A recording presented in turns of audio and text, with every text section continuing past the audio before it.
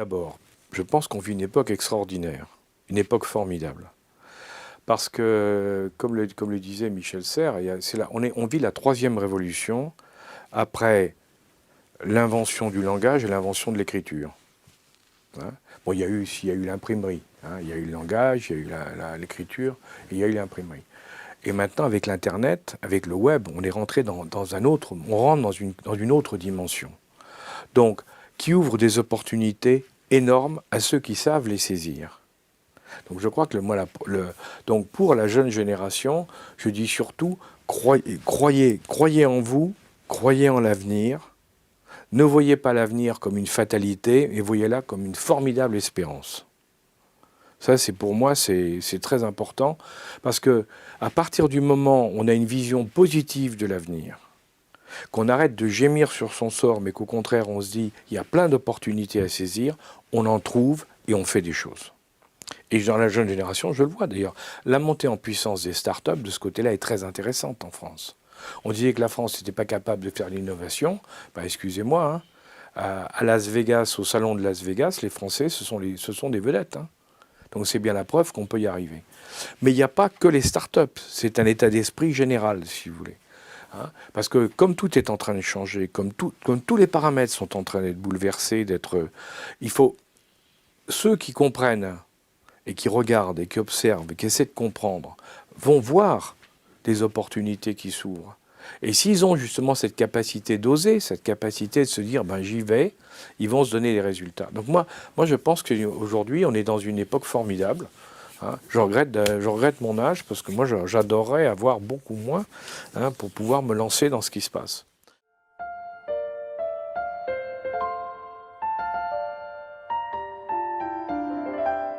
Moi, je dirais, comme ça, à chaud, sans réfléchir, je dirais cultivez et revendiquez et battez-vous pour votre droit à l'errance. C'est une phrase que je prends à Isabelle Ebrard, qui est une belle écrivaine, qui est quelqu'un qui marchait dans le désert, tu vois. Et quand on n'a jamais marché dans le désert, on ne sait pas ce que c'est que la vie en fait, parce qu'on a la tête dans le guidon. Moi je suis l'archétype du mec qui était sur l'autoroute, quoi. Je suis né à Neuilly-sur-Seine, lycée Pasteur, classe préparatoire, maths sup, maths spé, école d'ingénieur. J'ai même pas fait de postdoc, j'ai été recruté tout de suite comme chercheur. Bon, je sais pas si je suis devenu un vieux con, hein, peut-être que oui, mais si c'est pas le cas complètement, je pense que je suis un miraculé quelque part. Non pas que je me prenne pour un type extraordinaire, loin de là, mais juste comme capacité à être un peu en porte-à-faux par rapport à soi. Et donc, ce que je dirais vraiment aux jeunes, c'est quelle que soit la route que vous empruntez, laissez-vous le droit de cheminer autour de la route, quoi. Même si c'est pas rentable, même si vous n'y voyez pas de retour immédiat, de bénéfice immédiat, s'il n'y a pas d'errance. Mon ami Claire Denis qui fait le film My Life là, qui va sortir, que je trouve génial, Claire Denis je parle, on lui demande tout le temps pourquoi t'as pas fait ton premier film à 25 ans. Il me dit parce qu'à 25 ans je fumais du shit avec mes potes, moi c'est après que j'ai envie de faire du cinéma. Et c'est peut-être la plus grande réalisatrice française aujourd'hui. Je dis pas qu'il faut fumer du shit, hein, j'y ai jamais touché. Mais je veux dire, le droit à l'errance, il est vital et ce monde est en train aussi de nous le tuer.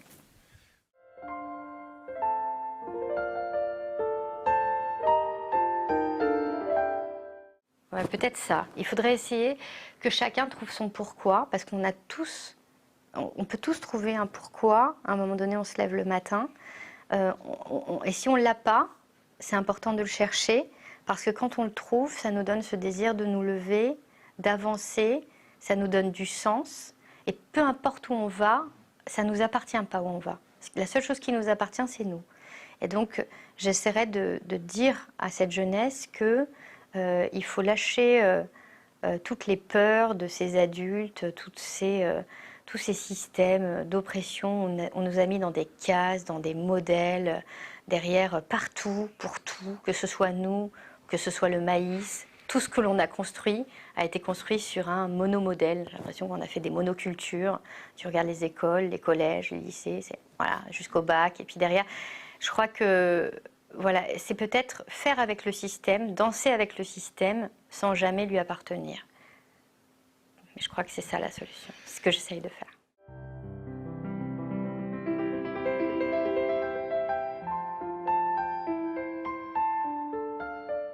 En fait, on regarde toujours vers les États-Unis, et puis aujourd'hui on regarde vers d'autres cultures, parce que tu sais, en France, on a un petit peu un complexe injustifié, hein, je veux dire, d'infériorité au plan culturel, parce qu'on ne sait pas vraiment qui on est, quoique ça revient aujourd'hui. Il y a beaucoup de gens qui repartent en province, des Bretons d'ailleurs, et d'autres, des Vendéens, etc. Et je leur adresse mes salutations.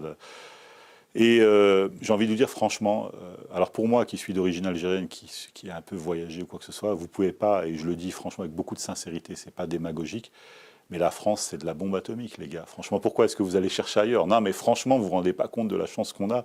Tu fais 500 bornes, tu es sur les côtes atlantiques, tu as les côtes, juste, t'as la côte d'Opale, tu as, t'as la Méditerranée, tu as la montagne, tu as tout, et en même temps il y a un bagage culturel. On parlait de Rousseau, hein, tu en as parlé avant moi, je veux dire, un bagage philosophique, culturel, politique, ethnique, mais c'est un truc de malade, quoi. Je veux dire, franchement, une vie suffit pas pour explorer le patrimoine, et vous allez, pourquoi pas, s'ouvrir sur les autres cultures ou quoi que ce soit, mais réaliser un moment que sortez un petit peu du 93, du 92, de la cité, délaissez un moment les codes culturels qui sont profondément toxiques en réalité de tous ces milieux-là, et allez voir ce qui se passe, sortez du misérabilisme et vous allez entrevoir ce que renferme l'histoire de ce pays, et c'est forcément et indéniablement gigantesque en fait. Voilà.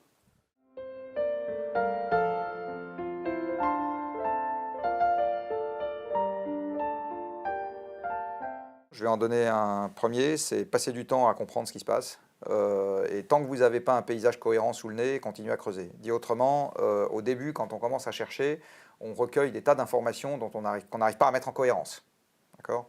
Et ben moi, ce que je dis, c'est tant qu'on n'a pas sa cohérence interne, il faut continuer à creuser et à chercher jusqu'au moment. Alors c'est long. Hein, Ensuite, un truc que j'ai bien aimé, que m'a dit Yves Cochet, un jour on avait une interview ensemble, il a dit ne restez pas seul. J'ai bien aimé, parce qu'effectivement, on prend quand même une sacrée baffe dans la figure quand on comprend, et donc c'est essentiel psychologiquement de ne pas être seul. Faire une chaîne YouTube. Pardon ? De faire une chaîne YouTube.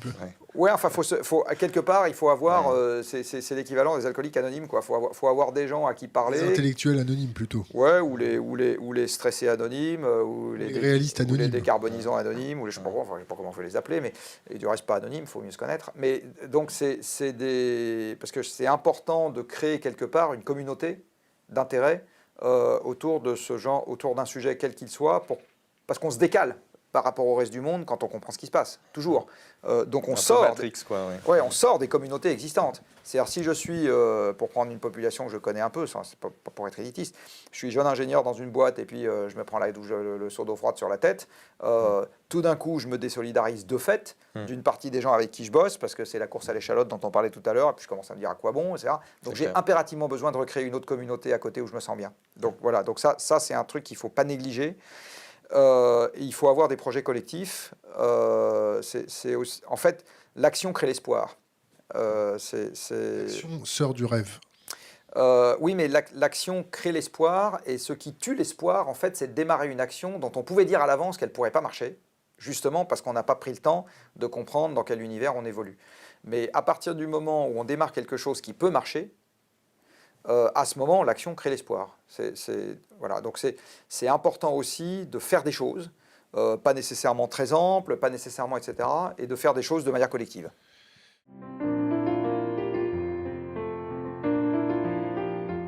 Moi, ça me fait penser pour les jeunes générations qu'il faut deux choses. C'est aussi ce que dit Joanna Macy, une éco-psychologue américaine. Elle dit qu'il faut de la sagesse et de la compassion. Et moi, ce qui me manque aujourd'hui, c'est des anciens. C'est vrai que c'était vraiment un plaisir, et je suis très impressionné de vous avoir rencontré, Jacques. C'est aux jeunes de chercher des anciens qui vous font grandir, qui vous initient à l'âge adulte. Il n'y en a pas beaucoup, mais il y en a encore. Et c'est précieux.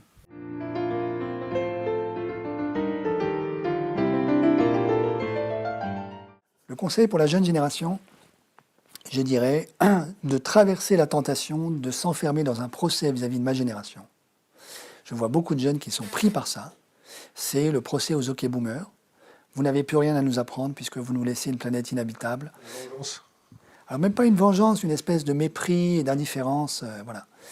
Ça guette une partie de la jeunesse aujourd'hui. Je crois qu'elle doit absolument se dire qu'elle n'est pas en mesure, on n'a pas le temps, de lui laisser à elle toute seule le devoir de réinventer l'eau chaude. Donc ce qu'elle doit faire, à mon avis, c'est de se chercher des alliés dans la génération du dessus.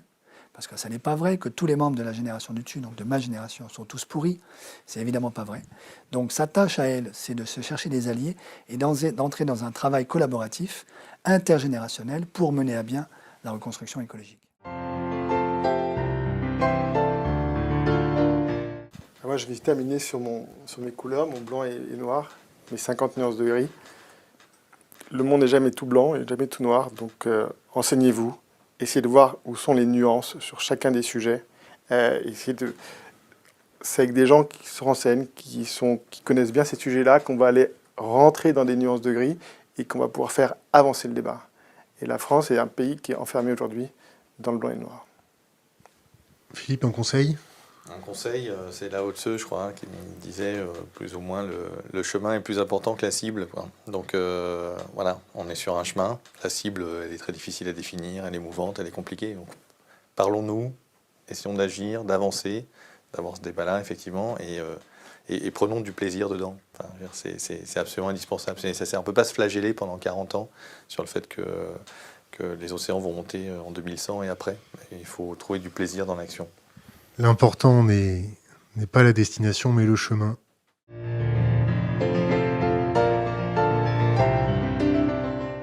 Alors, le conseil pour les jeunes générations, moi, c'est effectivement deux choses. La première, je reviens sur ce que j'ai dû dire une première fois.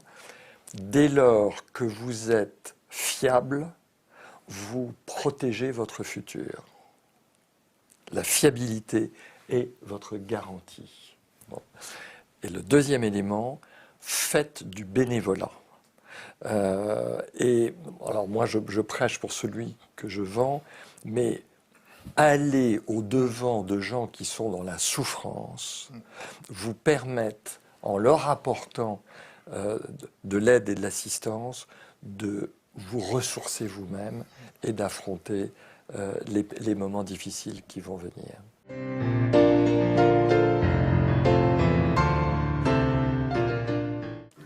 Je le crois sincèrement parce que je me suis longtemps posé la question, il ne faut pas avoir peur. Il faut oser. Il ne faut pas avoir peur de la critique. Il ne faut pas avoir peur de travailler ces sujets.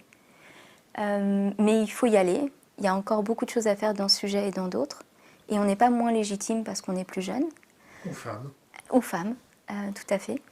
Donc je pense que moi, si j'avais un conseil à donner aux jeunes aujourd'hui, c'est de leur dire, osez, allez-y.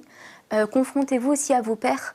On a une vision, notamment dans l'expertise ou dans la science, où il y a des pairs qui sont sachants et puis les nouveaux venus qui n'y connaissent rien. Je pense qu'on a beaucoup de choses à apprendre les uns des autres. Donc osez, allez-y, foncez. Ne perdez pas espoir et soyez déterminés. Ça, c'est sûr. Vous ne réussirez que si vous êtes déterminés. Peu importe ce que vous fassiez. Dans le mal comme dans le bien, mais soyez déterminés. Marc Échanger, merci. Merci à vous.